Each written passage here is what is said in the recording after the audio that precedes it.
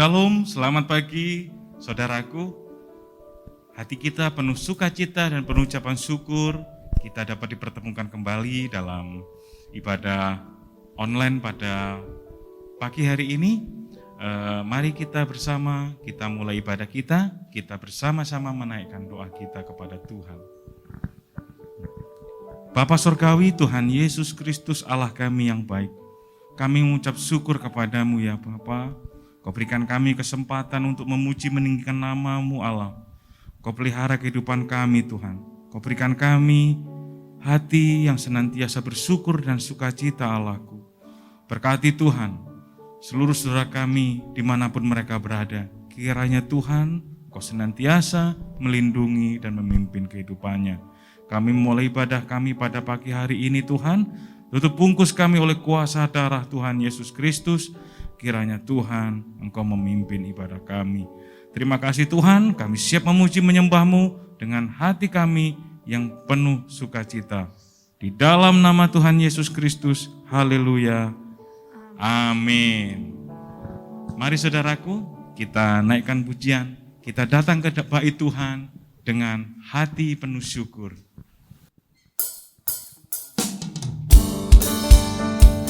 Haleluya. Datanglah ke bait-Nya dengan hati bersyukur. Datanglah ke bait-Nya dengan hati bersyukur, ke dalam pelataran-Nya dengan hati bersuka, dengan hati bersuka. Rasakan dan lihatlah betapa baiknya Tuhan bagi yang berlindung padanya. Akan bersorak-sorai, akan bersorak-sorai, akan bersorak-sorai. Bersyukurlah kepada Tuhan, sebab Dia baik, bahwasanya selamanya kasih setianya. Bersyukurlah kepada Tuhan, sebab Dia baik, bahwasanya untuk selamanya kasih setianya. Terima kasih Tuhan, kami bersyukur. Haleluya. Datanglah ke bait-Nya dengan hati bersyukur, ke dalam pelataran-Nya dengan hati bersuka. Rasakan dan lihatlah betapa baiknya Tuhan bagi yang berlindung padanya. Akan bersorak-sorai, akan bersorak-sorai. Bersyukurlah kepada Tuhan, sebab Dia baik, bahwasanya untuk selamanya kasih setianya. Bersyukurlah kepada Tuhan, sebab Dia baik, bahwasanya untuk selamanya kasih setianya. Bersyukurlah kepada Tuhan, sebab Dia baik, bahwasanya untuk selamanya kasih setianya. Bersyukurlah kepada Tuhan, sebab Dia baik, bahwasanya untuk selamanya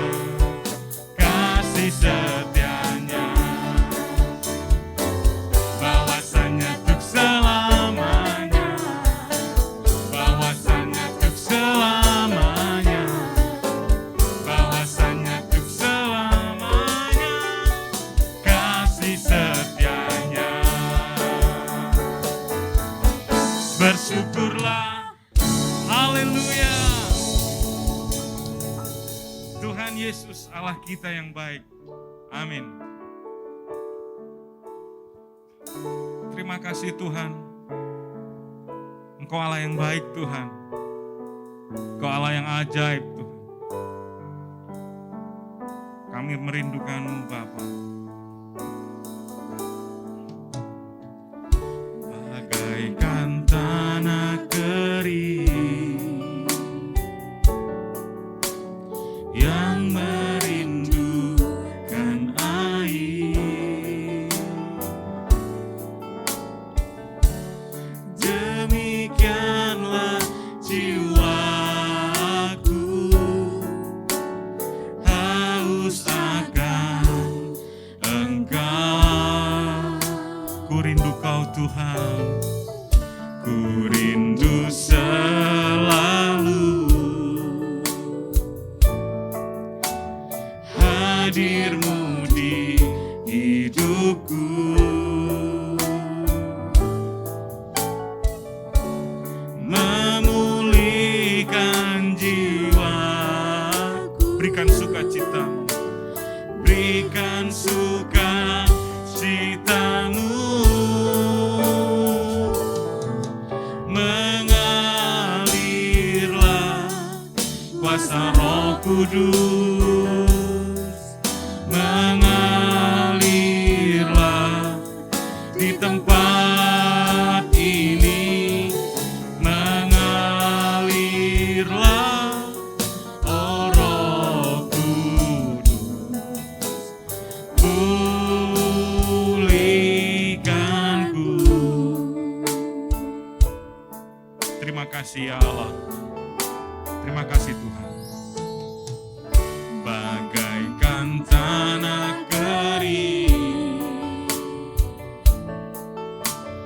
yang merindukan air, demikianlah jiwaku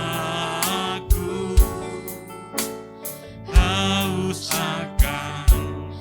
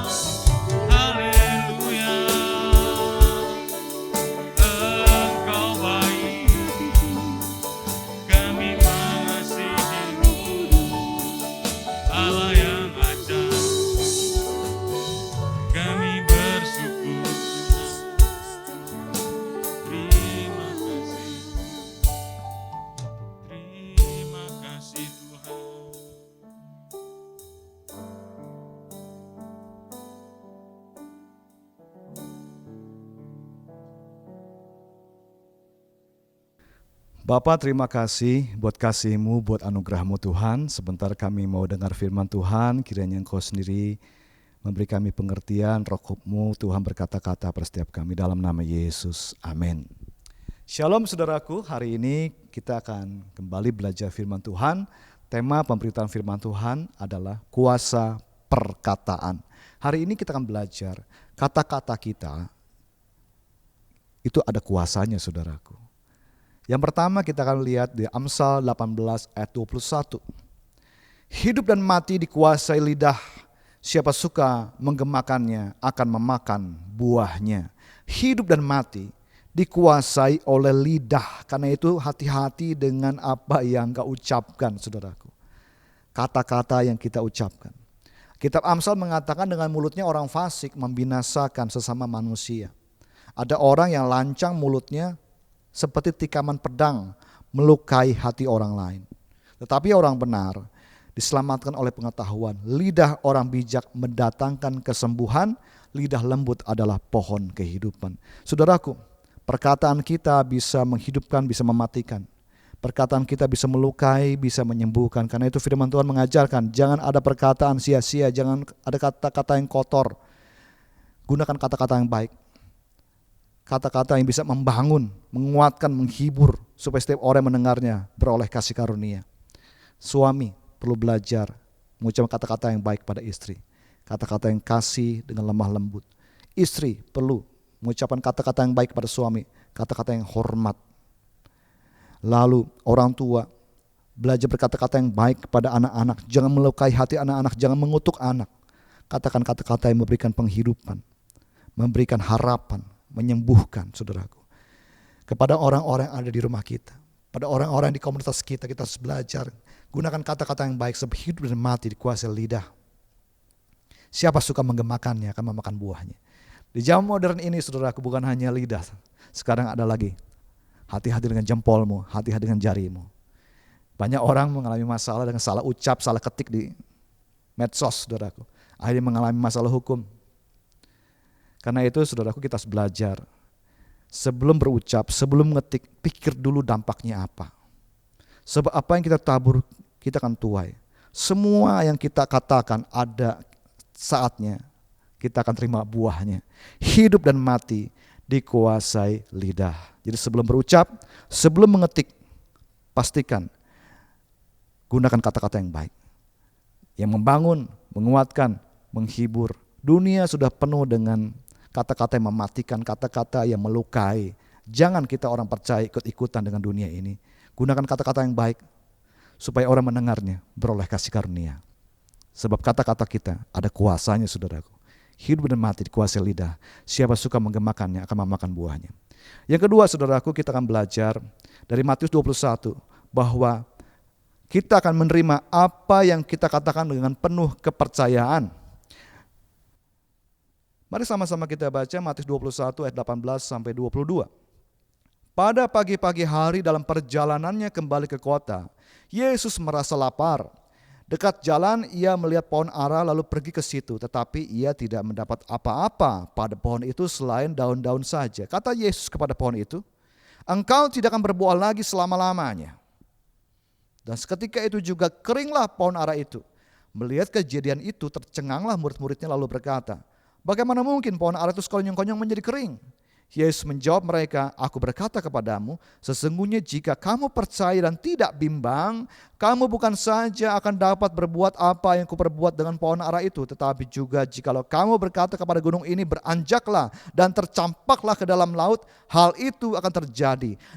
Dan apa saja yang kamu minta dalam doa dengan penuh kepercayaan, kamu akan menerimanya. Haleluya saudaraku. Yesus di dalam kisah ini sedang mengajarkan kepada murid-muridnya. Ada kuasa perkataan saudaraku. Ketika Yesus mendapati pohon ara yang begitu rindang daunnya, Yesus berharap mendapatkan buah di situ. Namun dia tidak mendapati buah. Pohon ara walaupun tidak sedang musimnya pasti ada buahnya. Tapi pohon itu tidak berbuah. Lalu Yesus berkata, engkau tidak akan berbuah lagi selama-lamanya. Yesus mengutuk pohon ara itu. Dan apa terjadi? Tidak lama kemudian pohon itu menjadi kering. Dan murid-murid tercengang. Lalu Yesus mengajarkan pada murid-muridnya. Aku berkata kepadamu, sesungguhnya jika kamu percaya dan tidak bimbang, kamu bukan saja akan dapat berbuat apa yang kuperbuat dengan pohon ara itu. Artinya apa? Yesus mengajar kepada murid-muridnya, aku berkata-kata, ada kuasanya. Kamu juga bisa berkata-kata dengan kuasa, asal kamu percaya tidak bimbang. Dan bukan hanya itu, kau bisa berkata kepada gunung ini, beranjaklah, campak ke dalam laut, maka itu akan terjadi. Apa saja yang kau minta dalam doa dengan penuh kepercayaan, kamu akan menerimanya. Ada kuasa perkataan, saudaraku. Kalau kita berkata-kata dengan penuh kepercayaan, ada iman, maka kita akan menerima apa yang kita ucapkan. Tuhan Allah berfirman, maka jadi semuanya. Berfirmanlah Allah, maka semuanya jadi. Dan Tuhan mengajarkan, kamu bisa berbuat seperti yang aku perbuat. Iman seperti Allah, iman yang ketika Allah berfirman, ia percaya bahwa firman-Nya akan terlaksana. Demikian saudara saya, Tuhan berkata, kamu bisa berbuat seperti apa yang kuperbuat. Apakah kata-kata sudah penuh kuasa? Mari kita belajar dari Tuhan Yesus. Perkataan kita ada kuasanya kalau kita berkata-kata dengan penuh kepercayaan, dengan iman. Nah sekarang dari mana timbul iman? Iman timbul dari pendengaran firman Kristus. Iman itu bertumbuh, saudaraku. Bumi dengan sendirinya katanya mengeluarkan buahnya. Mulai-mulai tangkainya, lalu ada bulir-bulirnya, ada bunganya, kemudian isi dari bulir-bulirnya. Semua ada pertumbuhannya. Iman kita bisa bertumbuh. Karena itu saudaraku, isi firman dalam hati kita. Hati kita diisi firman, maka iman itu akan tumbuh. Dan ketika ada iman, kita berdoa dengan iman, itu akan terjadi. Kita berkata dengan iman, itu akan terjadi, saudaraku. Ada kuasa perkataan, kita akan menerima apa yang kita doakan, apa yang kita katakan, kalau kita katakan itu dengan penuh kepercayaan, penuh iman dalam Tuhan. Yang ketiga, saudara, kita belajar kuasa perkataan dalam Matius 12, karena menurut ucapanmu engkau akan dibenarkan, dan menurut ucapanmu juga engkau akan dihukum. Mari sama-sama baca Matius 12 ayat 34 sampai 37. Karena yang diucapkan mulut meluap dari hati. Orang yang baik mengeluarkan hal-hal yang baik dari perbendaharaannya yang baik. Dan orang yang jahat mengeluarkan hal-hal yang jahat dari perbendaharaannya yang jahat. Tetapi aku berkata kepadamu, setiap kata sia-sia yang diucapkan orang harus dipertanggungjawabkannya pada hari penghakiman. Karena menurut ucapanmu engkau akan dibenarkan, dan menurut ucapanmu pula engkau akan dihukum. Saudaraku, hati-hati. Jangan sembrono, jangan suka berkata sia-sia, jangan kata-kata kosong. Sebab firman Tuhan mengajarkan, Tuhan Yesus berkata, setiap kata sia-sia yang kamu ucapkan, kamu harus bertanggungjawabkan di hari penghakiman. Karena dengan mulutmu engkau dibenarkan, dengan ucapanmu engkau akan dihukum. Saudaraku, jangan sampai hati kita tidak baik, jahat di mata Tuhan. Karena apa yang keluar dari mulut itu berasal dari hati. Kalau hatinya tidak percaya pada Tuhan, kata-katanya juga tidak percaya. Saudaraku, perjalanan bangsa Israel menuju tanah perjanjian itu adalah contoh teladan buat kita. Supaya kita bisa belajar, tidak mengulangi kesalahan bangsa Israel. Bangsa Israel keluar dari tanah Mesir, masuk tanah perjanjian itu pada angkatan pertama mereka mati binasa di padang gurun karena ketidakpercayaan. Sebelum mereka masuk tanah perjanjian, Tuhan memberitakan kepada Musa untuk mengutus 12 pengintai. Ada 12 suku, satu suku kirim satu wakil untuk pengintai. 12 pengintai masuk ke tanah Kanaan, melihat situasi yang ada, lalu mereka balik kasih laporan. 10 pengintai kasih laporan yang baik. 2 pengintai juga, Yosua Kaleb kasih laporan baik. Cuman yang 10 ini berkata begini, benar tanah yang dijanjikan Tuhan itu subur dan indah. Namun penduduknya tinggi besar. Mereka seperti raksasa, kita seperti belalang, kita pasti dikalahkan, kita bisa mati semua. 2 orang, Yosua Kaleb bilang gini, tanah itu subur dan indah. Memang di sana ada penduduk-penduduk yang tinggi besar, tapi bersama Tuhan kita bisa kalahkan mereka semua. Tapi bangsa Israel lebih percaya 10 pengintai itu, saudaraku. Mereka menangis, mereka mengeluh, mereka berkata kepada Musa, mengapa engkau membawa kami keluar dari Mesir, mendingan kami di Mesir daripada kami harus mati di padang gurun dibunuh oleh orang Kanaan itu. Mereka bersungut-sungut, mereka tidak percaya pada Tuhan. Dan akhir Tuhan marah. Tuhan berfirman, kita baca Bilangan 14 ayat 26 sampai 29, saudaraku. Lagi berfirmanlah Tuhan kepada Musa dan Harun, berapa lama lagi umat yang jahat ini akan bersungut-sungut kepadaku? Segala sesuatu yang disungut-sungutkan orang Israel kepadaku telah kudengar. Katakanlah kepada mereka, demi aku yang hidup, demikianlah firman Tuhan, bahwasanya seperti yang kamu katakan di hadapanku, demikianlah akan kulakukan kepadamu. Di padang gurun ini bangkai-bangkaimu akan berhantaran, yakni semua orang di antara kamu yang dicatat, semua tanpa terkecuali yang berumur 20 tahun ke atas, karena kamu telah bersungut-sungut kepadaku. Oleh karena bangsa ada bersungut-sungut, tidak percaya kepada Tuhan, mereka tidak menikmati tanah perjanjian. Saudaraku, jangan sampai ya orang Kristen dijanjikan oleh Tuhan segala yang baik, tapi tidak menikmati. Oleh karena apa? Hati yang tidak percaya, kemudian mulut bersungut-sungut, mengeluh, menggerutu. Akhirnya di mata Tuhan itu tidak benar, mengalami hukuman. Mari kita belajar ucapan kata-kata yang baik. Apa yang baik? Firman Tuhan, saudaraku. Mari kita baca Kolose 3 ayat 16. Hendaklah perkataan Kristus diam dengan segala kekayaannya di antara kamu, sehingga kamu dengan segala hikmat mengajar dan menegur seorang akan yang lain, sambil menyanyikan mazmur dan puji-pujian dan nyanyian rohani, kamu mengucap syukur kepada Allah di dalam hatimu. Setelah kita belajar, saudaraku, bahwa hidup dan mati dikuasai lidah, siapa suka menggemakannya akan memakan buahnya. Kita belajar bahwa kata-kata kita yang kita katakan yang penuh kepercayaan, kita akan terima. Kita belajar, saudaraku, bagaimana ucapan kita, dengan ucapan kita akan dibenarkan, ucapan kita akan dihukum. Karena itu, apa yang keluar dari mulut kita, biarlah itu hal yang baik. Apa yang baik? Firman Allah. Kita belajar perkatakan firman Tuhan dalam hidup kita, saudara. Belajar bersyukur, belajar memuji Tuhan. Belajar perkatakan firman Tuhan. Tuhan Yesus sudah kasih contoh, saudaraku. Di Injil Matius, ada peristiwa di mana Yesus dibawa ke padang gurun, dicobai oleh iblis.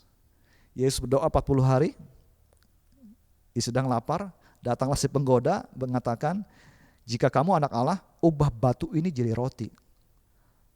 Lalu Yesus berkata, ada tertulis, manusia hidup bukan dari roti saja, tetapi dari setiap firman yang keluar dari mulut Allah. Yesus mengutip firman yang ada di kitab Ulangan, saudaraku. Lalu iblis membawa Yesus ke bumi bait Allah, ada tertulis, kata setan, jatuhkan dirimu ke bawah, maka Allah akan mengutus malaikatnya supaya kamu tidak terantuk pada batu. Lalu Yesus berkata, ada tertulis, jangan mencobai Tuhan Allahmu. Yesus kutip firman Allah. Kemudian iblis memperlihatkan pada Yesus segala kekayaan kejayaan dunia ini. Iblis berkata, kalau kamu sujud menyembah kepadaku, aku berikan semua kekayaan kemuliaan di dunia ini. Lalu Yesus berkata, nyala iblis, sebab ada tertulis. Yesus mengutip firman Allah, hanya kepada Tuhan Allah saja engkau berbakti. Jadi kita belajar dari Tuhan Yesus bagaimana kita dalam hidup ini harus memperkatakan firman Tuhan dan kita akan mengalami kemenangan, saudaraku. Pedang roh adalah firman Allah. Gunakan pedang itu untuk melawan iblis, melawan setiap situasi, menghadapi setiap masalah kehidupan kita. Saat ini, saudaraku, apapun keadaanmu, gunakan firman Allah. Katakan firman Tuhan dalam hidupmu. Proklamasikan iman. Kalau kau sedang tertekan, sedang putus asa, sedang mengalami hal yang sulit, kemudian kau ingin mati rasanya, kau kutip firman Tuhan. Aku tidak akan mati, tapi aku akan hidup, aku menceritakan perbuatan-perbuatan Tuhan dalam hidupku. Kalau kau sedang sakit, mengalami kelemahan tubuh, kau katakan firman Tuhan. Yesus sudah pikul segala dosaku di atas kayu salib, sudah tanggung segala sakit penyakitku, oleh bilur-bilur Yesus aku sudah disembuhkan. Tubuhku adalah milik Tuhan. Tubuhku adalah bait Allah. Roh Kudus Allah diam di dalam diriku. Tubuhku adalah untuk Tuhan, Tuhan adalah untuk tubuhku. Katakan firman Tuhan, saudaraku. Kalau engkau sedang mengalami masalah yang berat, tantangan yang berat, katakan firman Tuhan. Segala perkara dapat kutanggung dalam Kristus yang memberi kekuatan kepadaku. Kau sedang mengalami kelemahan, katakan firman Tuhan. Sebab dalam kelemahan, kuasa Allah sempurna. Jika aku lemah, maka aku kuat di dalam Kristus. Engkau sedang mengalami masalah ekonomi, katakan firman Tuhan, Allah, aku sanggup melimpahkan segala kasih karunia kepadaku, membuat hidupku berkecukupan, malah berkelebihan dalam pelbagai kebajikan. Engkau sedang dicengkram oleh rasa takut, katakan firman Tuhan, Allah tidak memberikan kepada aku roh ketakutan, tapi roh yang membangkitkan kasih, kekuatan, ketertiban. Aku tunduk kepada Allah, lawan iblis, maka iblis akan lari daripada aku. Saudaraku, ada kuasa perkataan. Katakan firman Tuhan, maka firman Tuhan akan melaksanakan apa yang Tuhan perintahkan. Akan terjadi perubahan dalam hidup kita, saudaraku. Proklamasikan imanmu. Katakan firman Tuhan dalam hidup kita. Kemudian belajar bersyukur, memuji Tuhan. Belajar dari Yosafat, bagaimana Yosafat ketika tertekan, ketika bangsa Amon, bangsa Moab mau menyerang Yehuda. Mereka mencari Tuhan. Lalu mereka bersyukur pada Tuhan. Bersyukurlah pada Tuhan sebab Tuhan itu baik.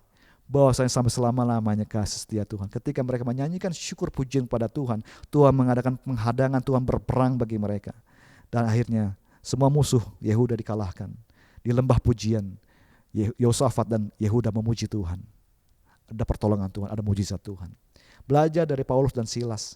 Ketika mereka menghadapi tantangan dan pelayanan, mereka di penjara, mereka dibelenggu. Tengah malam mereka bangun, menyanyikan puji-pujian pada Allah. Mereka bersyukur memuji nama Tuhan. Dan terjadi gempa, belenggu mereka terlepas, mereka keluar dari penjara. Ada pertolongan Tuhan, saudaraku. Dalam kuasa ucapan syukur dan puji-pujian. Haleluya. Hari ini kita belajar, saudaraku. Ada kuasa perkataan. Jangan sembarangan bicara. Jangan kata-kata kita sia-sia. Mari biasakan belajar perkataan yang baik. Perkatakan firman Allah, ucapan syukur senantiasa, dan pujilah Tuhan. Maka kita akan mengalami pertolongan Tuhan.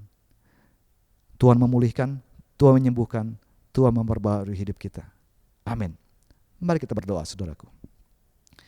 Tuhan, terima kasih kembali kami belajar firman-Mu. Hidup dan mati dikuasai lidah. Barang siapa suka menggemakannya akan memakan buahnya. Karena itu kami mau menjaga ucapan kami, menjaga Tuhan hati kami. Dan biarlah kami boleh bertumbuh dalam iman. Kami mau berdoa dengan penuh kepercayaan. Sebab kami tahu kami akan menerima apa yang kami doakan dengan penuh kepercayaan. Dan kami mau Tuhan, supaya kami dibenarkan mengalami janji firman Tuhan. Ketika kami memperkatakan firman Tuhan dalam hidup kami. Ketika kami bersyukur memuji Tuhan, Tuhan menolong kami. Saudaraku, apabila saat ini ada di antara kami sedang sakit, mari ucapkan firman Tuhan. Katakan, Tuhan Yesus sudah memikul dosaku. Oleh bilur-bilur Yesus, aku sudah disembuhkan Tuhan. Engkau sedang mengalami masalah ekonomi, katakan kepada Tuhan, Allahku akan mencukupi segala keperluanku menurut kekayaan dan kemuliaan dalam Kristus Yesus. Allahku sanggup melimpahkan segala kasih karunia untuk membuat hidupku berkecukupan, malah berkelebihan dalam pelbagai kebajikan. Aku menabur dan aku akan menuai. Engkau sudah mengalami permasalahan apapun dalam hidupmu, ucapkan firman Tuhan. Segala perkara dapat kutanggung dalam Kristus yang memberi kekuatan kepadaku. Saudaraku, perkatakan firman Tuhan dalam hidupmu. Gunakan pedang roh dan berdoalah senantiasa. Ucapan syukur kepada Tuhan, apapun keadaanmu. Pujilah Tuhan, maka Tuhan hadir dalam hidupmu, menolong hidupmu, hidupku, memberkati kita semua. Amin. Bapak, kami berdoa untuk Gereja Bethel Indonesia, kiranya Tuhan memberkati. Mulai dari pengurus pusat sampai ke daerah, Tuhan memberkati. Kami juga berdoa untuk Gereja Bethel Indonesia di Jalan Merak bersama cabang ranting. Tuhan menolong, Tuhan menuntun kami semua, biar kami seluruh umat boleh memuliakan Tuhan. Biar kami boleh bertumbuh dalam iman, kami semua Tuhan boleh bersukacita dalam Tuhan dan menjadi saksi-Mu, menjadi garam dan terang bagi dunia ini. Kami berdoa ya Tuhan, Tuhan memberkati umat-Mu ini. Kami berdoa juga untuk kota Bogor, biar Bogor boleh mengalami shalom Tuhan. Damai sejahtera-Mu Tuhan turun di kota ini. Halaukan Tuhan semua hal-hal yang jahat dari kota ini. Biar umat-Mu boleh mengalami hidup dalam tenang, tentram. Di kota ini kami boleh memuliakan Tuhan. Kami juga berdoa buat Indonesia Tuhan. Untuk pejabat pemerintah, eksekutif, legislatif, yudikatif, berikan hati yang takut akan Tuhan. Mereka yang tidak benar, mereka yang jahat Tuhan, gantikan mereka dengan pejabat-pejabat yang takut akan Tuhan, yang memberitakan adil dan benar Tuhan.